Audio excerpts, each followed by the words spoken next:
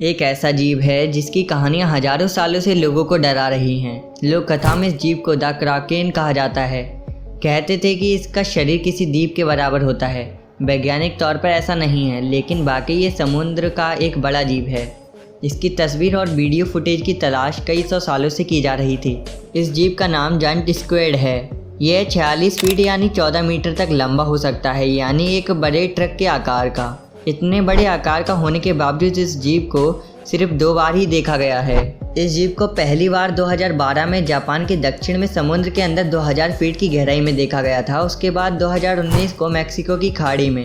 हाल ही में वैज्ञानिक journal deep sea research part 1 oceanographic research paper में साल 2019 में इस जीव के वीडियो की फुटेज की कहानी प्रकाशित की गई है। साथ ही इस द क्राकेन के व्यवहार आदि के बारे में स्टडी की है। द क्राकेन स्क्विड की एक खास आदत होती है कि ये ज़्यादा रोशनी में नहीं आता है। यह समुद्र की हजारों फीट गहराई में अंधेरे में रहता है, इसलिए इसे देखने के लिए प्रकृति ने बास्केटबॉल के आकार की आंखें दी हैं। साथ ही तेजी से गोता लगाने और शिकार करने के लिए ऑक्टोपस की तरह 8 पैर दिए गए हैं। यह समुद्र की ऐसी जगह पर रहता है जहाँ पर समुद्र की रोशनी बहुत कम पहुँचती है। इसी वजह से जंतुओं की दुनिया में इकलौता ऐसा जीव है जिसकी आंखें इतनी बड़ी होती हैं। इतनी बड़ी आंखों से अंधेरे में शिकार भी खोज लेता है, लेकिन ये ज़्यादा रोशनी में नहीं आता। रोशनी देखते ही वापस अंधेरे की तरफ भागता है। ये रोशनी से शर्माता है। वैज्ञानिकों ने इसकी तस्वीर लेने के लिए मैक्सिको की खाड़ी में कैमरे के साथ जेलीफिश का चारा लगाया था।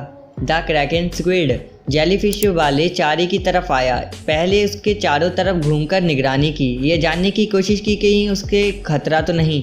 उसके बाद अपने पैर से जेलीफिश के चारों तरफ सूंघने की कोशिश की। उसके बाद उसे लपेटने की कोशिश की, लेकिन कैमरे की लाइट देखकर ये चौंधिया गया। फिर इसने अपने 8 पैर तेजी से फैलाए जैसे कोई फूल खिला हुआ हो। उसके बाद ये रफ्तार से गायब हो गया। द क्राकेन स्क्विड की आंखों में मोनोक्रोमेटिक विजुअल सिस्टम होता है। इनकी आंखों को नीली रोशनी अच्छी लगती है, चाहे वह प्राकृतिक हो या फिर किसी जीव के शरीर से निकलने वाली नीली बायोल्यूमिनेस रोशनी। यह थोड़ी देर के लिए लाल रंग की रोशनी को भी देख लेते हैं, लेकिन ज़्यादा देर तक नहीं।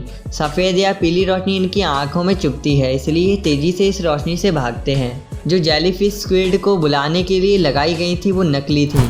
वो एक इलेक्ट्रॉनिक जेली थी जिसके चारों तरफ गोल घेरे में नीले रंग की नियॉन रोशनी जल बुझ रही थी। इसे देखकर द क्राकेन स्क्विड आया, लेकिन जैसे ही इसे एहसास हुआ कि ये जेलीफिश नकली है और उसने कैमरे की लाल रोशनी को देखा, तो वह तेजी से गहरे अंधेरे की तरफ भाग गया।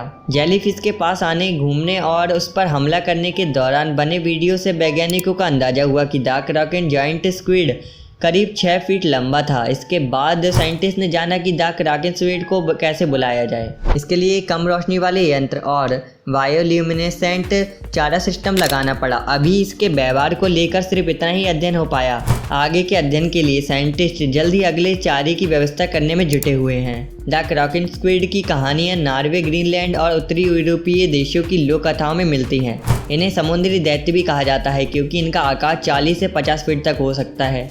इस जीव को लेकर दुनिया भर में कई किताबें, कहानियाँ, नॉवेल, फिल्में भी बनी हैं। साल 2006 में आई Hollywood film Pirates of Caribbean Dead Man Chest में डेवी जोन्स का किरदार इसी जीव से प्रेरित है। द क्राकेन स्क्विड को आमतौर पर स्पर्म वेल्स से खतरा होता है, लेकिन कई बार इन्हें पायलट वेल्स भी खाती हैं।